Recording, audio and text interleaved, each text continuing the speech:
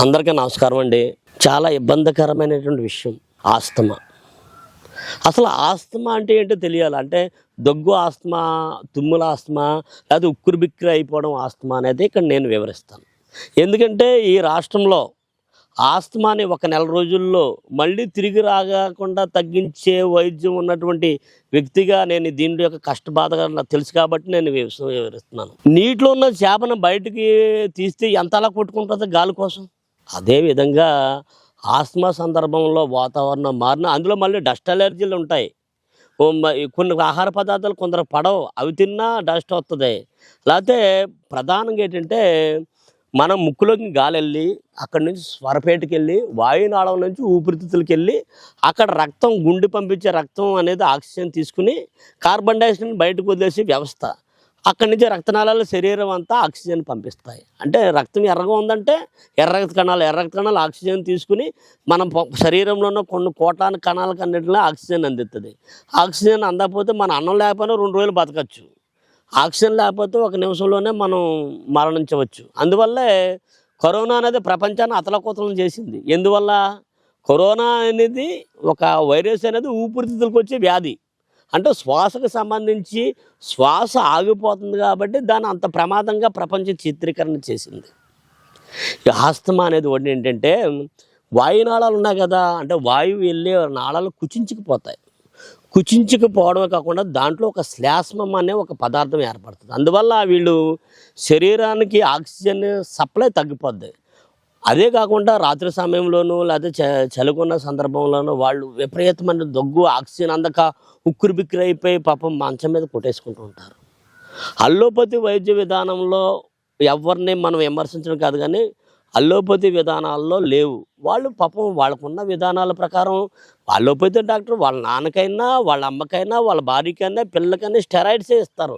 ఎందుకంటే వేరే అవకాశం అనేది వాళ్ళ ప్రోటోకాల్లో లేదు. కానీ ఆయుర్వేదం అనేది భస్మాలతో తయారు చేసినటువంటివి 10 రోజుల్లో, 20 రోజుల్లో, నెల రోజుల్లో పూర్తిగా తగ్గించేసే వ్యవస్థ మా దగ్గర ఉంది. చాలామందికి టెస్ట్ మనీలు ఉన్నాయి, చాలామందికి తగ్గించాం.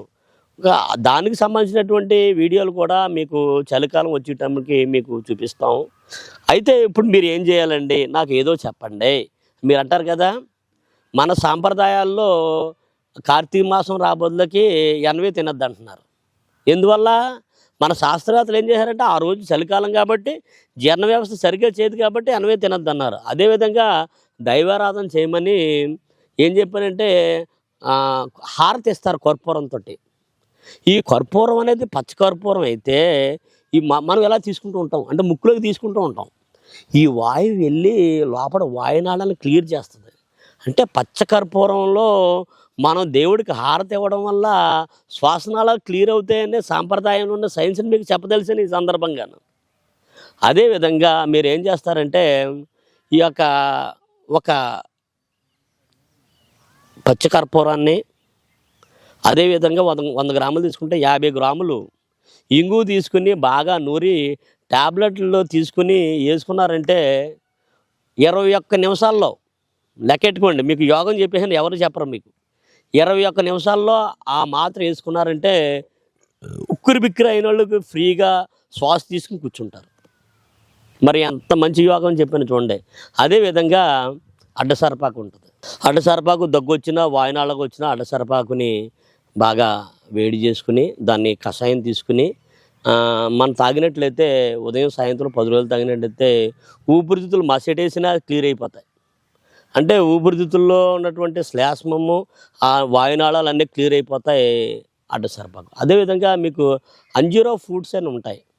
దాన్ని తీసుకొచ్చి బాగా కడుక్కొని నైట్ నానబెట్టేసుకుని 4-5 నానబెట్టేసుకుని ఉదయమే ఆస్తమా ఉన్న వాళ్ళు అంజూరా ఫ్రూట్ని 4 ఆ వాటర్ని తాగేశారంటే వాయునాళాలు క్లియర్ అవుతాయి.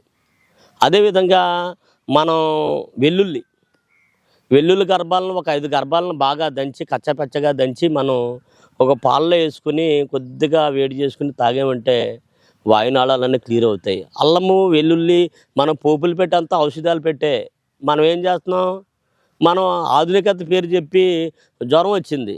జ్వరం వస్తే ఏం చేయాలి? 4 మిరియాలు, చింత బెల్లం ముక్క బాగా నూరు చేయండి, 1 గంటలో మన వేడంతా తగ్గిపోద్ది. దీనికి పారాసెటమాల్ ఎందుకు? అంటే మన ఇంట్లో ఉన్నటువంటి ఔషధాలని మన అమ్మని ఔషధాలను మనం ఉపయోగించుకొని మన సాంప్రదాయాల్ని కొనసాగించాలనేదే మా తపన. మన ఆరోగ్యం మన సాంప్రదాయంలో మన జీవనంలో ఎన్నో ఆరోగ్య లక్షణాలు ఉన్నాయి. అందువల్లే బ్రిటిష్ వాళ్ళు ఈ దేశానికి వచ్చినప్పుడు ఈ దేశం ఆరోగ్య భారతం అని చెప్పారు. వాళ్ళు ఈరోజు అనారోగ్య భారతం కింద ప్రతి ఇంట్లోనూ షుగరా, బీపీయా, మరో వ్యాధా, థైరాయిడా, ఇదా అదా ప్రతి ఒక్కళ్ళు కూడా ఇవే చెప్పుకుంటున్నారు. నీ షుగర్ ఎంత, నా షుగర్ ఎంత, నీ బీపీ ఎంత, నా బీపీ ఎంత, ఇవే చెప్పుకుంటున్నారు. ఇవన్నీ రీడింగ్స్. మన శాస్త్రీయంగా మన వంటలు కానీ, పంటలు కానీ, మన సాంప్రదాయాలు కానీ బాగా వాడినట్లయితే ఇటువంటి వ్యాధులకి మనం దూరంగా ఉంటాం. కాబట్టి మనం ఆస్తమా అనేది గన్ షాట్గా మేము తగ్గిస్తాం. మీకు ఇవి మూలికల వల్ల అవుతే చేసుకోండి, అవ్వలేదంటే మేము భస్మాలతో ఇస్తాం. భస్మాలు ఈ సందర్భంగా మేము చెప్పలేం. ఒకరోజు మేము వాడే అన్ని భస్మాలను మీకు డిస్ప్లే చేస్తాం, ఏ విధంగా తయారు చేస్తాం కూడా మీకు చూపిస్తాం. ఎందుకంటే భస్మాలు అనేది మేము నిపుణులు, ఆయుర్వేదిక్ డాక్టర్లు, లేదా మేము అనువంశికంగా తాత ముత్తాతల నుంచి గురువుల దగ్గర నుంచి నేర్చుకున్నటువంటి విజ్ఞానం ద్వారా మీకు చేసి ఒక నెల రోజుల్లో ఆస్తమా తగ్గిస్తామని ఈ సందర్భంగా మీకు తెలియజేస్తున్నాను. ఎవరైనా ఇటువంటి సమస్య ఉన్న వాళ్ళు ఉంటే మమ్మల్ని సంప్రదించినట్లయితే మేము మీకు తగ్గిస్తామని తెలియజేస్తూ నమస్కారం.